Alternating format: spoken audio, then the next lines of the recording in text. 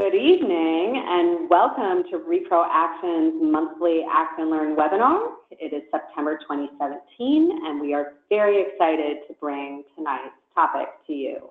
Bye-bye fake clinics, using direct action to target crisis pregnancy centers in your community. So first we'll start off with your host.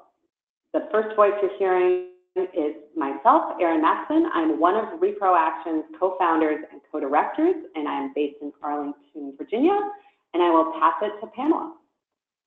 Thank you, Erin. So my name is Pamela Merritt. I'm the other co-founder and co-director of Reproaction, and I'm based in St. Louis, Missouri. So just to go through the agenda for tonight's webinar, I'm going to do an introduction of Reproaction for people who are new to the webinar. And then there will be an overview of what a crisis pregnancy center is. And then we're going to have panel presentations, 3 campaigns for action, taking on human coalition with Reproaction, 1 in 3 campaign with Advocates for Youth, and then expose fake clinics with Lady Parts Justice. After those presentations, we'll go over some next steps in taking action where you live in your community, and then we will have time for Q&A at the end. In order to ask a question on the webinar, on the GoToWebinar control panel, you'll notice that there's a tab that says questions. And so throughout the webinar, if there's something you want to ask at the end, just drop your question in there and we will try to get to as many of those questions as possible. The hashtag for live tweeting tonight is Reproaction.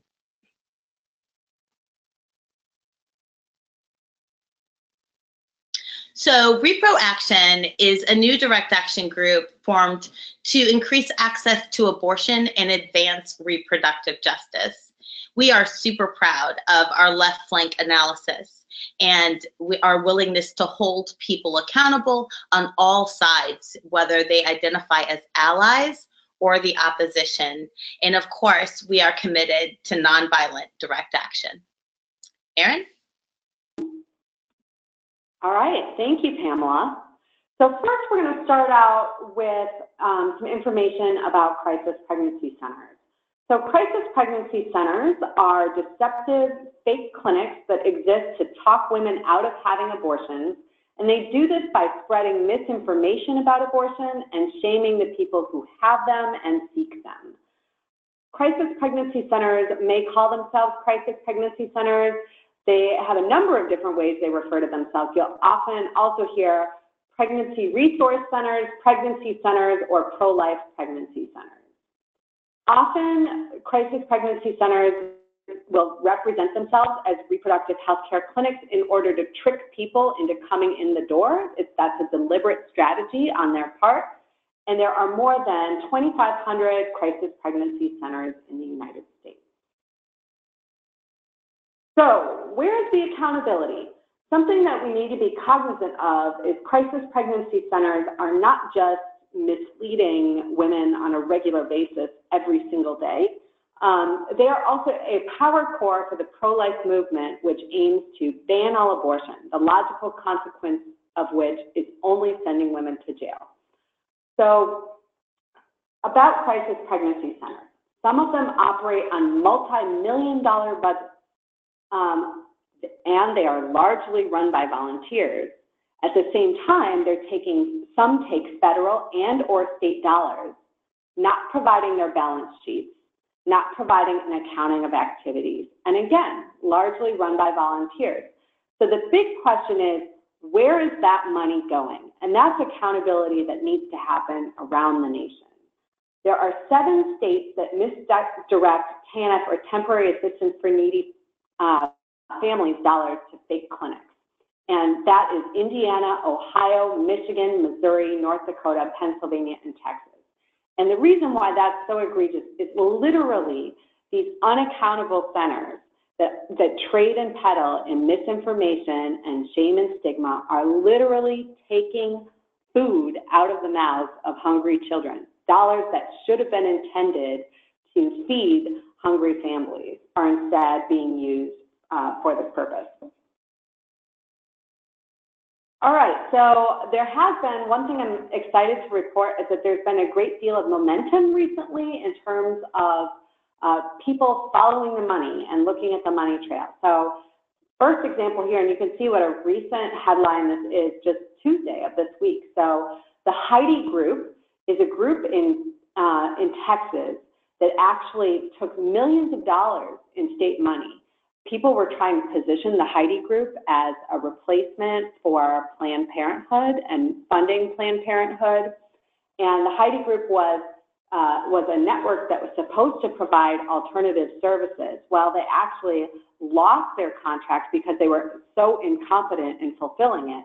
And now there is a government watchdog is actually filing a lawsuit to see if they violated state criminal law by misappropriating taxpayer funds. So that's one issue. And then also they're looking with the IRS to see if the group violated its tax-exempt status by lobbying and endorsing political candidates. So again, this is a perfect example of the storm that's created, taking away care, really standing in the way of people receiving health care at a legitimate reproductive health care provider, such as Planned Parenthood, pretending that they offer services that they don't, being totally inadequate to the task, taking millions of state dollars, and then potentially using that illegally for political activity. So another example of momentum to follow the money. So there's a group called Real Alternatives in Pennsylvania that, that misused its funds. So interestingly, if you look at this highlighted portion, so they actually diverted almost $500,000 of their contract to fees that just went back essentially as a kickback to the organization.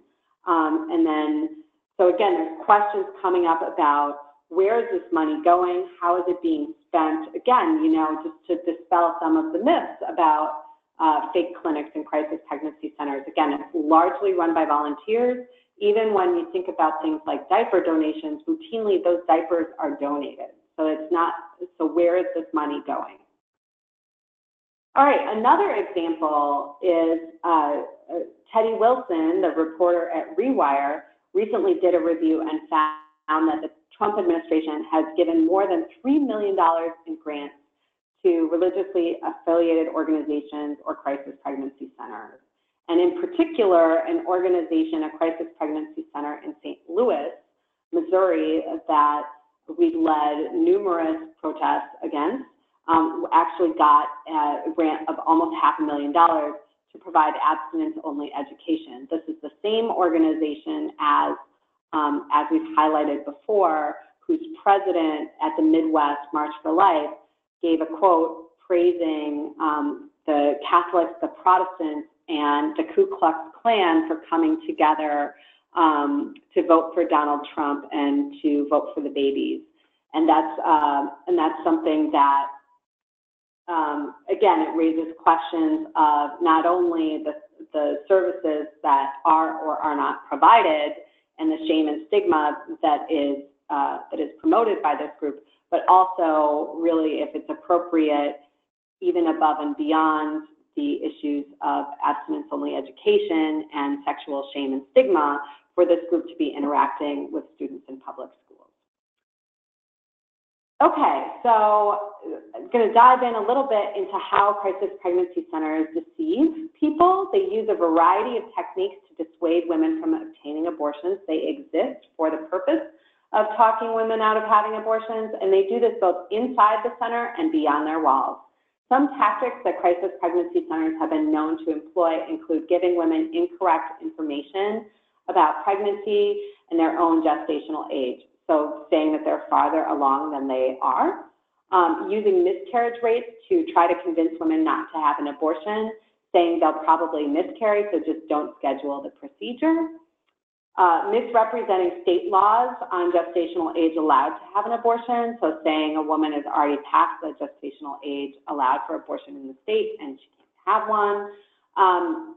And then another thing that you often see crisis pregnancy centers doing is putting out volunteers wearing vests outside abortion clinics so that they'll appear like clinic escorts. They'll do things like offer snacks to people who are going in because they know that, and the patients may not know, that if you have a snack, that could delay your procedure, as is often the case with surgery. And then in some reported cases, even inviting patients into their cars. And we heard about this for an abortion clinic that's down right in the Rio Grande Valley in Texas, that actually the crisis pregnancy centers was taking patients into their cars and driving them over to the crisis pregnancy center, which is deeply concerning. More about crisis pregnancy center deception. So some other things that they're known to do are give women alternative facts about what is involved in the abortion procedure, and then also saying that abortion causes breast cancer, which is absolutely not true, infertility, and there is no scientific evidence for that, and suicide, again, that is a lie. Painting women who have abortions as stuck in a lifetime of regret, when in fact regret is not the norm. 95% of women report relief, and that's not to say that women don't have a range of emotions about abortion, and all of those emotions should be supportive, but the reality is that 95% of women report that relief about their abortion, not regret. Another thing about crisis pregnancy centers is shaming women for sexual history, drug use, and the decision to end a pregnancy. Harassing women after they've left the center by calling them incessantly, texting and emailing them to follow up. Pledging, so this is important. I really want to underscore this. Crisis pregnancy centers often paint themselves as pledging support for low-income mothers and for people who are in a hard spot. But when the rubber meets the road, all they're organized around is trying to talk a woman out of having an abortion. They're failing to do things that would actually support low-income mothers in raising their families in their communities, doing things, failing to stand up for Medicaid expansion in states where Medicaid has not been expanded, failing to stand up for healthcare policy. In fact, the whole pro-life movement writ large has been advocating for the repeal of Obamacare and somehow believes it is pro-life to take away healthcare from people. And then the social safety net, right? So if they truly believed what they say they would, there's all sorts of good work they could be doing and are not. They also claim to care about women of color and do nothing about outrageous maternal and infant mortality rates for Black women. And that's been an important component of Reproaction's work on crisis pregnancy centers, particularly the work led in Missouri. So just about done here, but I want to touch on high-tech and low-tech disrespect. So crisis pregnancy centers often use geolocation and paid targeted online advertising to reach women seeking abortion clinics and then redirect their internet searches to crisis pregnancy centers instead. Many crisis pregnancy centers are deceptively named. They'll often use names like choice or choices in their names, even though pro-choice is obviously what most people identify with, a place of, that supports abortion rights. Or they will be located nearby or even in the same building as a property as a real abortion clinic. And they'll buy up buildings of closed clinics and sometimes even try to hold on to the phone numbers and for that closed clinic and continue misrepresenting themselves, hoping confused people will enter their doors instead. And protesters outside clinics often help drive traffic away from the clinic and into the crisis pregnancy center. And just one other note that I'll say about that is that protesters outside abortion clinics, in addition to creating a really stressful environment for patients and also causing many people, including doctors and clinic staff, to fear for their safety. Another thing is they often put entire communities at risk when they block up the streets. And with that, I will get started by passing it over to Shireen Shakuri to give an overview of our panelists and then go into her presentation. Shireen. Hi, all. So I wanted to start out, if you could hit the next slide, by lifting up one of our actions.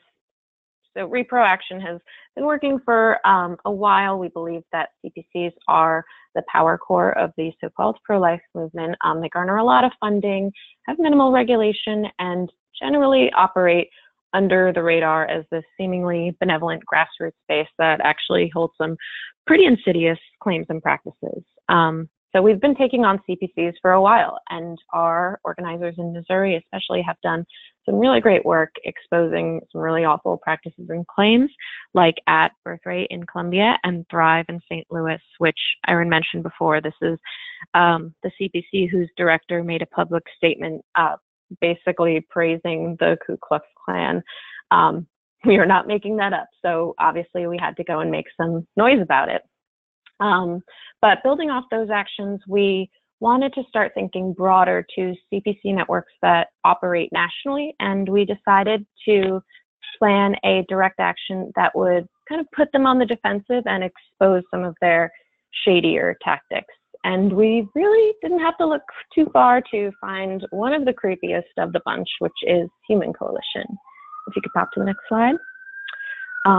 So this is sorry, I've got some ambulance in the background, a network of 4 crisis pregnancy centers, which they call the Cura Women's Care Clinics, to kind of separate the organization's goals from their client-facing services.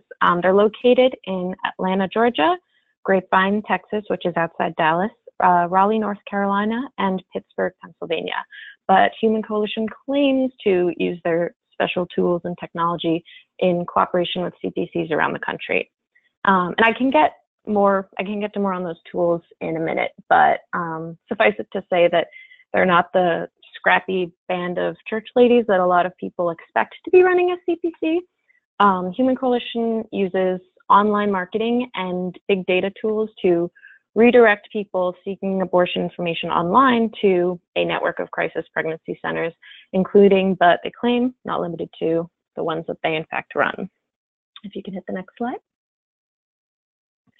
And that all is creepy on its own, but their aim is to make it easier and more efficient for crisis pregnancy centers to possibly deceive, recruit, and convert the next woman seeking an abortion. So they call their method lab-driven, which basically means that they're using these unsuspecting clients at their CPCs as guinea pigs, which is, in my opinion, to coin a phrase, profoundly dehumanizing for these would-be patients. So when their tools are running, if you search online for abortion Atlanta or possibly a city near you, right on top you get the results for Atlanta Women's Center, which actually doesn't exist. But the link will take you to a landing page that asks you to call their hotline. And the hotline will then redirect you to the crisis pregnancy center that they own and operate, the Cura Women's Care Clinic in Atlanta. And I gotta say, I think that the fact that they build in this many layers of separation and redirection is really dang shady. If you could hit the next slide. So we wanted to highlight Human Coalition's president, Brian Fisher. The image on the left of your screen is the flyer we made for our action. Brian Fisher has said on multiple occasions that women don't want what they're offering, so Human Coalition has to outreach to them. And in the quote that I post on the right is, "We need to focus on a very specific type of woman. We call her abortion determined. They will not walk into a typical pregnancy center because a pregnancy center doesn't offer what they want. And so you have to go and reach them." And so we built a metric, a statistic called market penetration. And it basically says, in any given city, how many abortion-determined women are connecting with any sort of pro-life agency per year. It says anti-choice on the screen. That's my computer that goes and changes things because it helps me. But anyway, they call themselves Human Coalition. But in my opinion, the amount of computing and analysis and how inhumanely they make this study of human behaviors and needs of their would-be clients is pretty astounding and dehumanizing.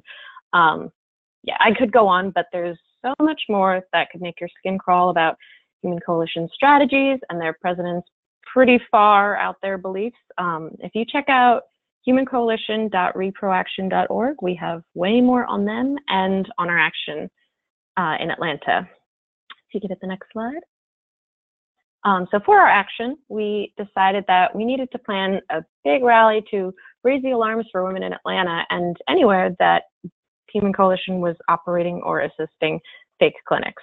We figured that the shroud of secrecy was important for them to function, and they don't want their name or of their fake clinics to be associated with the organization. So clearly they want to create some distance, and we needed to bridge that gap. So we partnered with Sister Song Women of Color Collective because we wanted to leverage their knowledge about the anti-abortion climate in Atlanta, where they're based, and plan our action with intentionality to center the needs and voices of women of color who Human Coalition and other CPCs target pretty heavily. If you could hit the next.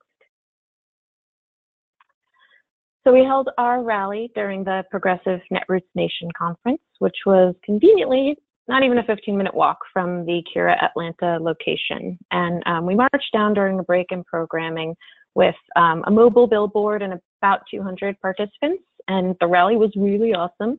We cut the whole thing on live stream, so you could check that out on our website, and you really should. It's pretty fun.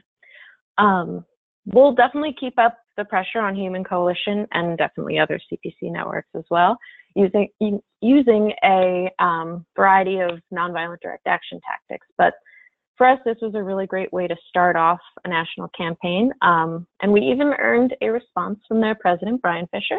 He posted a video repeatedly and emailed Human Coalition email lists using our action as their excuse and as an excuse to plead for donations. So clearly it got to them a bit. If you could hit the next. So next up, we have what was mostly an online action. We recently called out the Today Show's Jenna Bush Hager, who is former President George W. Bush's daughter, for she was going to be keynoting a fundraiser for a crisis pregnancy center in Tennessee. And Jenna's called herself a proud feminist and worked in public health in Latin America to aid low-income women, HIV-positive women. She's claimed to support comprehensive sex ed, so it was kind of inconceivable why she would support an organization that works against women's bodily autonomy. So we had to call her out on this really big misstep. We released an open letter press release and sent our email lists and social media followers shareable graphics and sample online posts asking Jenna to cancel her speech, getting the Today Show involved. And after only a week of consistent pressure, she did. Our campaign started on September 7th, and by the 14th, the CPC announced a change in their keynote speaker, citing unforeseen circumstances for Jenna's cancellation, despite the fact that she was only a couple hours away earlier in the day and had no public engagements that we know of that evening. There was no public comment from her, but we're pretty confident this was because our supporters and partners took targeted action and because of the work of the larger movement has been doing lately to bring CPC lies and shaming to light. And we're going to keep putting the pressure on CPCs, big and small. We've only just gotten started and we expect greater returns in the future. And with that, I think I'm ready to pass to Shomya. Hey everyone. I'm really excited to be here talking with y'all today, and I'm actually gonna zone out a little bit, like take out the scope a little bit and start by talking a little bit more about what the 1 in 3 campaign is, and then kind of like hone in and talk about why it's relevant. So I'm gonna start back where I think like Erin kind of touched on already earlier today, which was kind of like the stigma and shame that CPCs use and thrive off of to lie to patients and to kind of like build these power cores as they talked about. So the 1 in 3 campaign gets its name from the reality that 1 in 3 women will have an abortion in their lifetime. And really our purpose is to shift the culture that we see now that's rooted in shame and stigma and kind of move it to a culture that supports and empathizes with people who need abortions. And our tactic for doing this is uplifting and amplifying stories of people who have had abortions and showing that, in fact, abortion is a really common and diverse experience. And that's kind of where our work lies, is shifting culture. Can I hit the next slide, please? So the reason that we started this campaign is actually because back in 2011, we saw an unprecedented amount of abortion restrictions. I believe it was something like 92 restrictions across 24 states. And prior to that, the highest had been 24 restrictions in 2005. So the amount almost tripled, and we were like, what is happening here? How are we allowing for these abortion restrictions to come at us so fast and so hard? Could I get the next slide? So what we started to realize was not only were we getting these really high level of abortion restrictions, unprecedented amount, but also they were kind of building off of these anti-abortion narratives that we were seeing in our mainstream and everywhere around us. And that's when we kind of tried to like start honing in on this idea of stigma and how stigma and stereotypes around abortion actually do impact us. I think sometimes when we think about stereotypes, we think of them like in this kind of vague realm and not as having literal, tangible impacts on our lives. So to understand stigma, we use this pyramid kind of and use that to guide some of our work around culture shift. So I'm sure everyone here knows what stigma is, but stigma is when a trait or a decision marks the entire characteristic of someone. So for example, when we think of cultural stereotypes around abortion, we might think of them as, or we might hear them rather as irresponsible, as baby killers, as unsafe, as regretful, and all these things. So the way that stigma works is that we don't just think of abortion as an irresponsible decision, but we start to think of like people who have abortions as being irresponsible. And that has a plethora of impacts in our lives. And I'll kind of like jump up this a little bit, but at the individual level, it's pretty obvious the type of ways that stigma impacts us. It's usually like we can't talk to our friends about having an abortion. We can't talk to our parents, to our teachers. At the organizational level, we see this a lot, and we see this a lot, especially now with Planned Parenthood. In what ways does it impact our funding because of the stigma that's around abortion? In what ways can we not talk about our jobs openly because we do work around abortion? And then what I really want to hit at is the structure and policy level, which I'm kind of getting at in the way that these stereotypes and these stigmas actually have very direct impact on our lives. So when we think of like abortion being irresponsible or being an irresponsible decision, that directly creates a cultural environment where now we have 24-hour waiting periods or 72-hour waiting periods because people think that people who need abortions are not actually responsible enough to make those decisions for themselves. Or when we think about abortions being safe, that allows for a groundwork where we now require clinics to need admitting privileges to hospitals, or we need their halls to be a certain size because we believe that abortion clinics are unsafe or dirty. Or when we think of abortion as baby killing, now we have personhood initiatives that equate fetuses to the rights of people who can get pregnant. So it's not just that these stereotypes exist on this kind of vague level, but they actually are creating the environment where these policies can thrive. And so on the very top level, we see framing discourse, which is like the culture that we live in. And so with the 1 in 3 campaign, we try to operate at this top level. How can we shift that cultural narrative to one where we show that abortion is a common experience, we show that it's a diverse experience, and we use storytelling to humanize people so that we can hopefully change our policies, change the organizational stigma, and change the individual stigma. Could I get the next slide, please? So on top of that, the 1 in 3 campaign also operates on this idea that, or this research rather, that if you know someone who's had an abortion, then you're more likely to support access to abortion.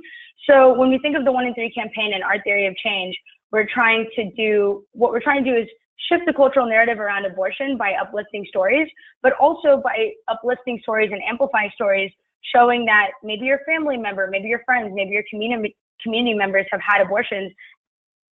Maybe now, then more people are more likely to support access to abortion.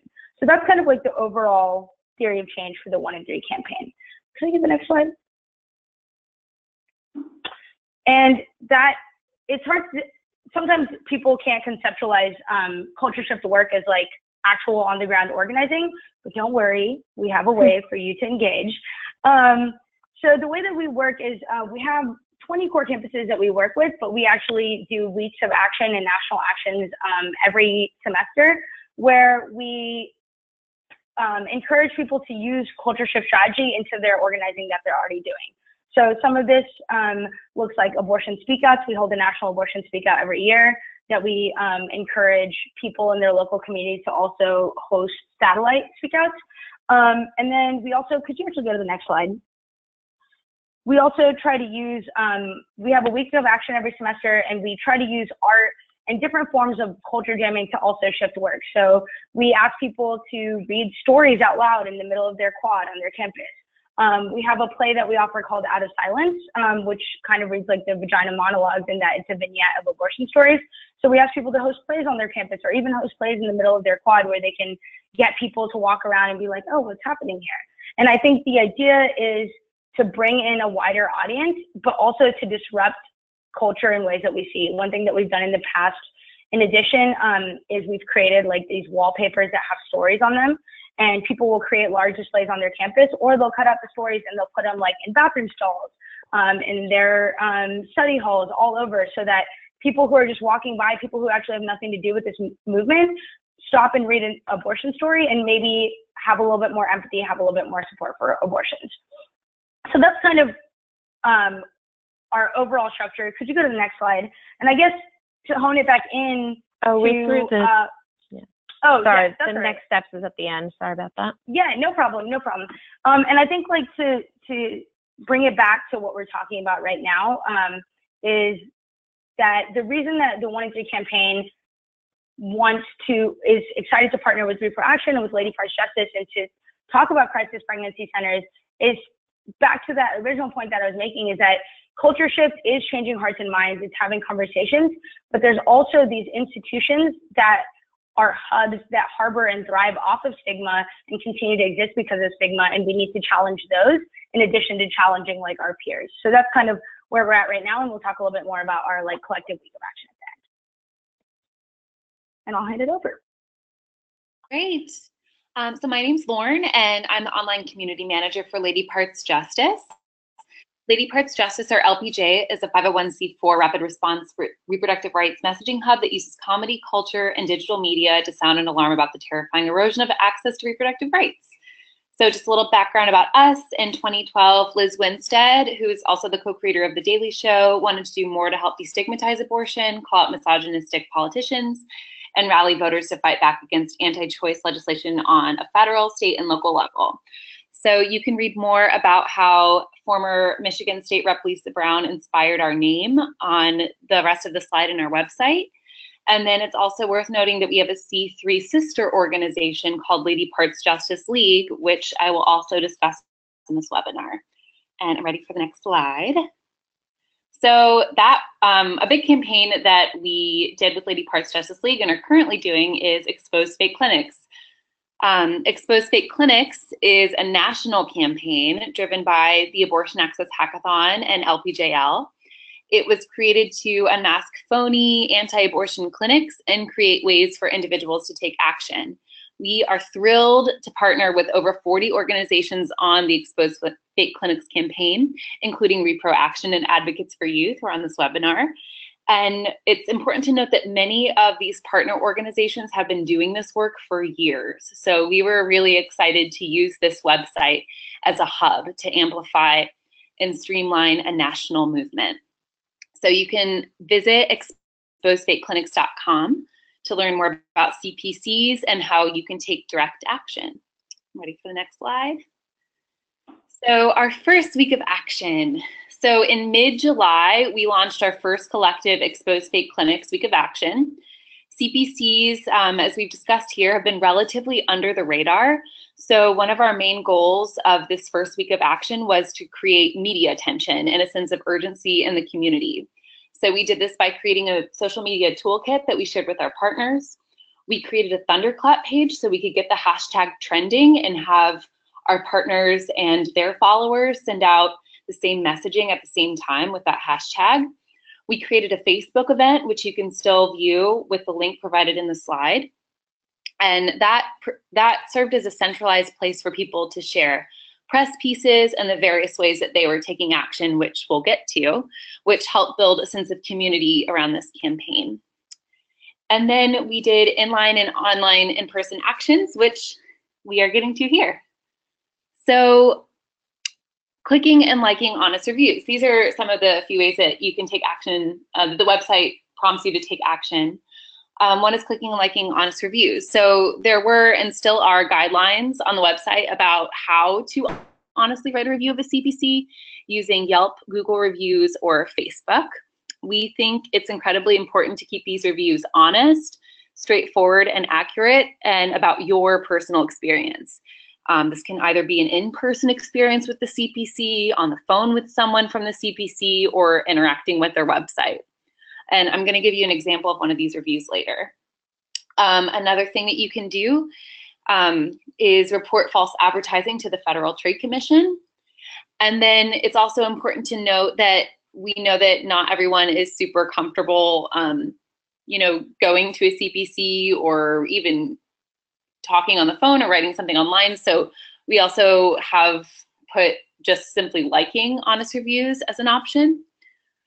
And we think that the event listing and taking it to the streets and getting involved in person is also a really great option if you have that and you're comfortable with that as well. And I think we, yes, are ready for the next slide. So this is an example of an honest review that you can write about a CPC. This is one of the reviews that one of our staff members did, and I understand it's a little difficult to read on this slide.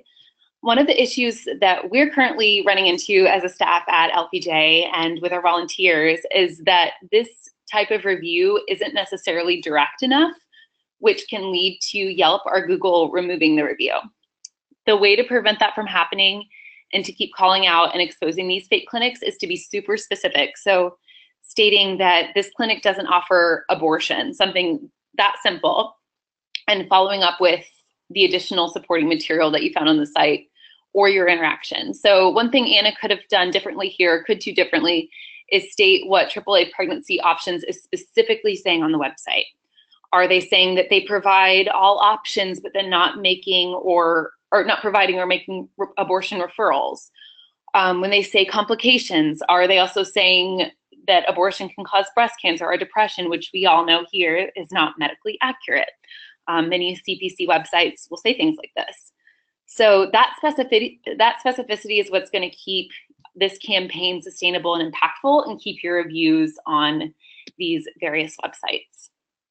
Ready for the next slide. So taking action or the street, okay, or the sidewalk. So one of the reasons why we picked this CPC, AAA Pregnancy Options, is because it was not co-located by a clinic.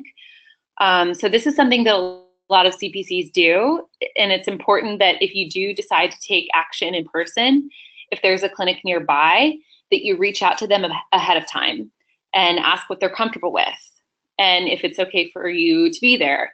And if they say no, to respect that and go somewhere else. So you don't want to be perceived as an anti, and you don't want to bring more hostility to the environment. So this one was really fun. A sidewalk protest, it was a public space, and they tried to silence us with a leaf blower. So that was really interesting and got some press around the issue. All right, ready for the next slide? Oh, I guess that's next steps. So I think we're all going to talk about our next steps for getting involved. Cool. So we have a couple of events coming up the week of October 23rd through the 28th. There is a campus Expose Fake Clinics campaign with 1 in 3 campaign, which is Advocates for Youth on this webinar, and Lady Parts Justice League, our C3 sister organization. So more information about that can be found at the bit.ly link on this slide. And then we've got the V to Shining V event, which can also be found on the bit.ly link. More information about our organization can be found at ladypartsjustice.com, and you can follow us at Lady P Justice. We're really excited to gather info about the impact of CPCs on campuses for our campaign with 1 in 3. And then we're excited to have really fun toolkits that we can share with both campaigns, and emphasizing this coming together and having our communities do fun review-a-thons and in-person and online actions. Yeah, so Lauren just talked about this, but we have a week of action that's coming up. And like I mentioned, we're trying to get into this space where we can shift culture and stigma while also challenging these institutions. So we're really excited to partner up with LPJ and with Reproaction. So if you sign up for our week of action, which is October 23rd through 27th, we will send you a large banner that says expose fake clinics, and it'll even be customizable at the bottom where it'll say like blank is a fake clinic, so you can write in your local CPC.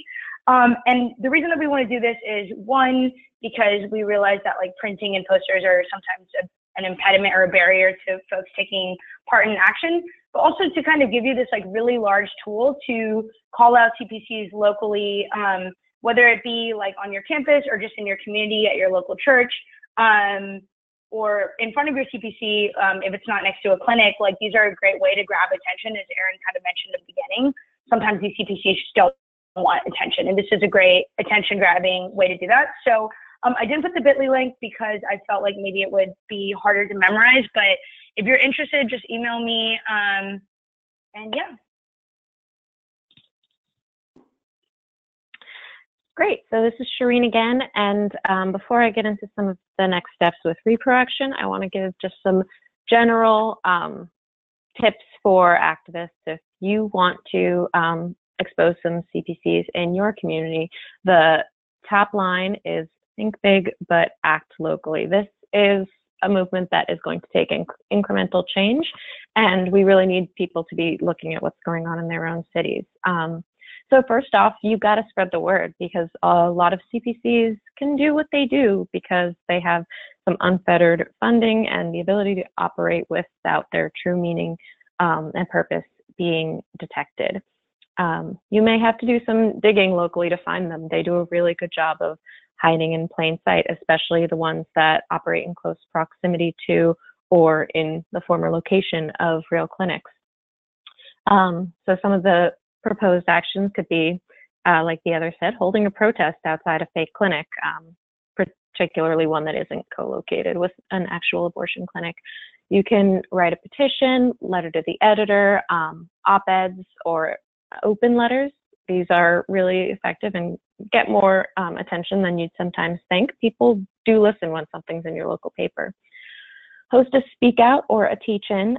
Get a group of friends together and talk to them about what's going on and what these places are doing, especially if you've done some digging locally on a specific CPC.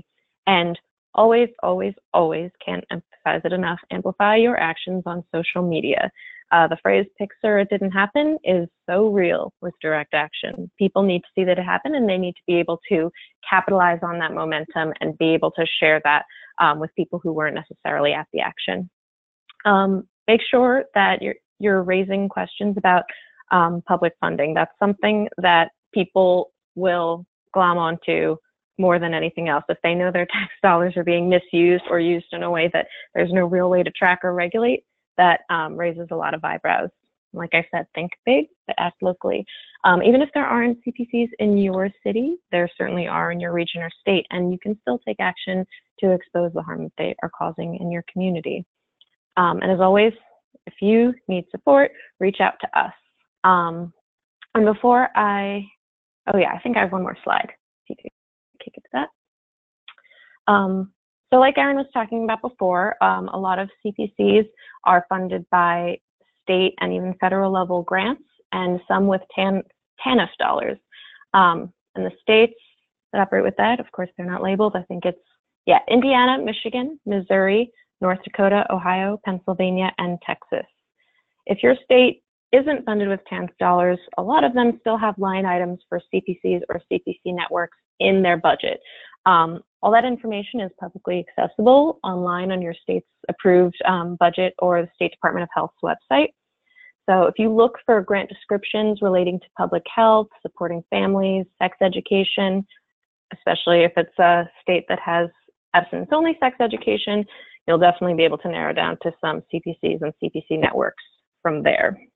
If your state has any regulatory policies for CPCs, which unfortunately most don't, or laws that force real healthcare providers to spread anti-abortion propaganda, that's something you could definitely start looking into. Even states that do have regulatory policies, like New York, have a lot of loopholes that CPCs are able to sneak through. So yeah, these are some good questions to begin your research and organizing around. So much of why CPCs have been able to operate unhindered for so long is because they haven't faced much opposition, and it's time for us to change that. So before I punt back to Erin and Pamela, I'm going to throw in a soft plug for more tips on action planning and logistics. We have a previous webinar, DIY Action Planning for Activists, on our YouTube channel, where you might be finding this. And you can make sure to stay tuned to Reproaction for our action alerts and updates on CPC campaigns and all our other work, because we can't make change without your help. And we've just gotten started. So I'm going to kick it back. All right, so as is evident, there's a lot going on, and we want to make sure you don't miss a thing. So be sure to sign up for alerts at www.reproaction.org. That way you will get invited to every single monthly Act and Learn webinar and receive all of our alerts. You can also follow us on social media, and we highly encourage you to do so if you're interested in this work. We are Reproaction on Facebook, Instagram. And then please save for our next Reproaction Act and Learn webinar on defending, which is so important. Is with the Trump administration working against protections for sexual assault. Thursday, October from 7 to 8, and that invitation will be for. Thank you. Pass it to Pamela. Thank you, Erin. So at this time, we have time for Q&A. So if you do have questions, please drop them into the question tab on the GoToWebinar control panel. I see that somebody mentioned that there was a lot of feedback from when Erin was speaking, and it was breaking up a little bit, so thank you for that. Hopefully y'all can hear me very well.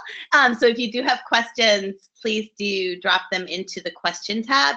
I'm going to take Q&A privilege, because it's one of the perks of being the moderator of the questions.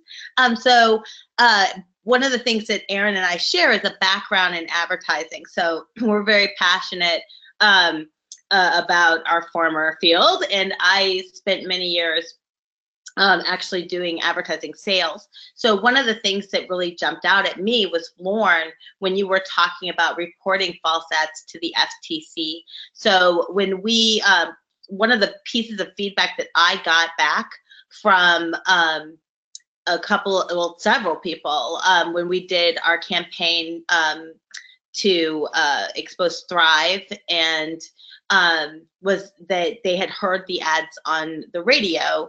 And so when we ran our ads on the radio's website, they were very pleased to see them, because they themselves had had bad experiences or had not gotten the services they thought they were going to get when they went to Thrive based on an ad, and they were very frustrated with that. So I think this is a very important thing, but it also can feel really daunting because you know, government websites are a nightmare. So Lauren, if you could just talk a little bit more about when somebody should report a false ad to the FTC and how they go about doing that.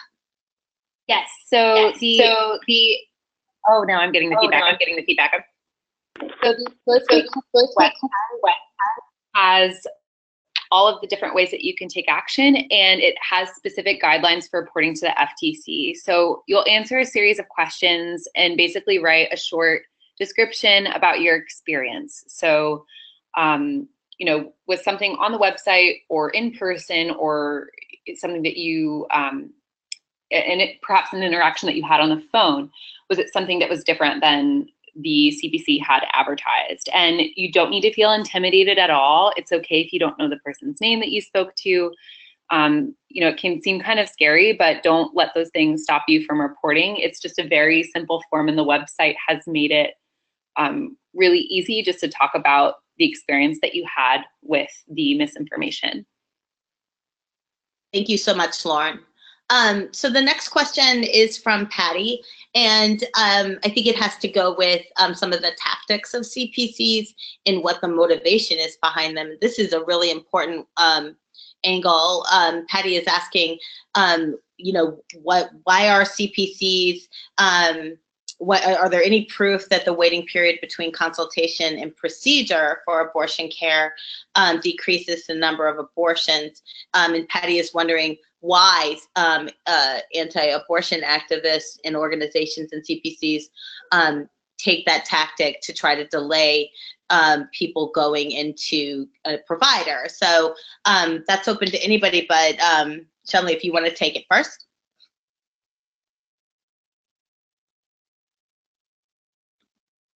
Sorry, I was getting really bad feedback for that first part. Can you repeat it again? Yes, I am so sorry if that feedback is coming from me.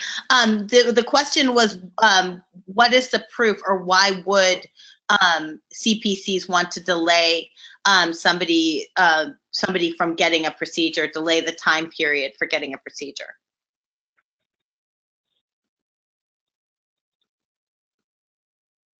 I'm so sorry. I think I'm getting really bad service in my apartment. Can somebody else take that? I can pick it up.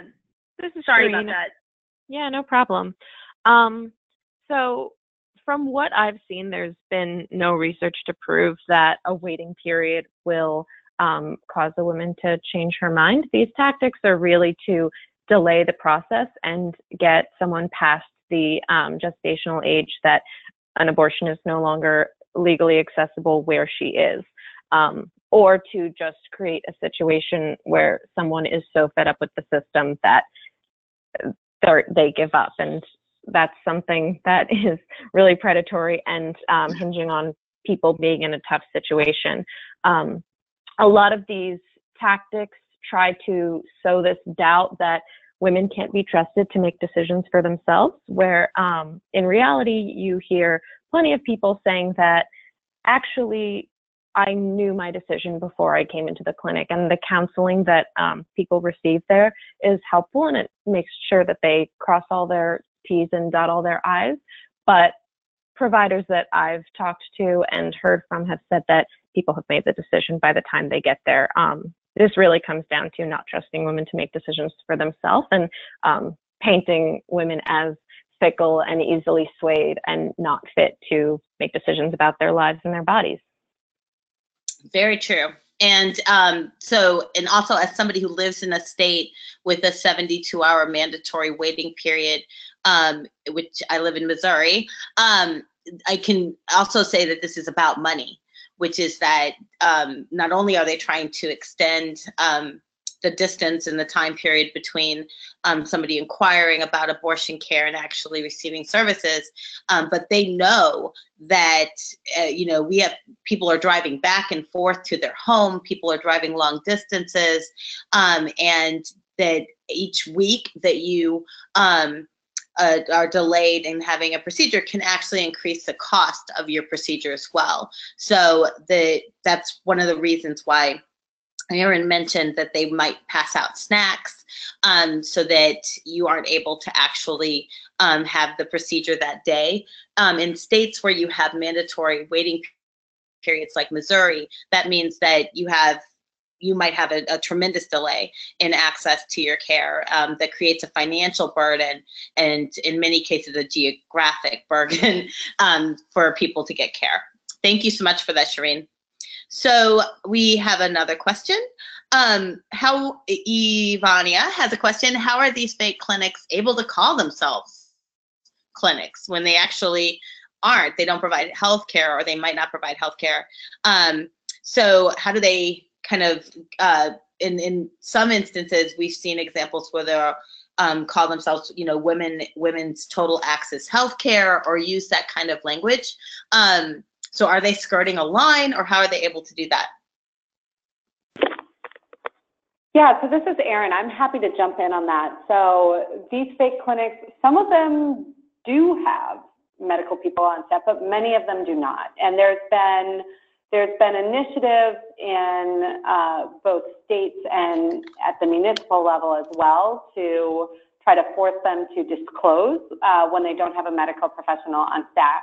But to the bigger question, you know, it's no surprise that these anti-abortion fake clinics are misrepresenting themselves. Fake news and the genesis of fake news largely sits in the anti-abortion movement and the tolerance to it that the mainstream media has had for blatant falsehoods in the public square for decades. They've allowed this. And so one interesting issue that comes up is there is an opportunity, particularly when they are charging for services, where you can file consumer complaints and they could actually be sued by the Better Business Bureau if they're charging for services. And what's so interesting is many of them offer services for free, and one of the benefits of that is it puts them in a different place with regards to false claims. Thank you, Erin. So I'm not showing any more questions, and we're coming up. We like to be prompt, so I'm just going to give it another minute if anybody has. Oh, here's one has a question. So this is a very good question, actually, from Susie. Do all CPCs receive government funding?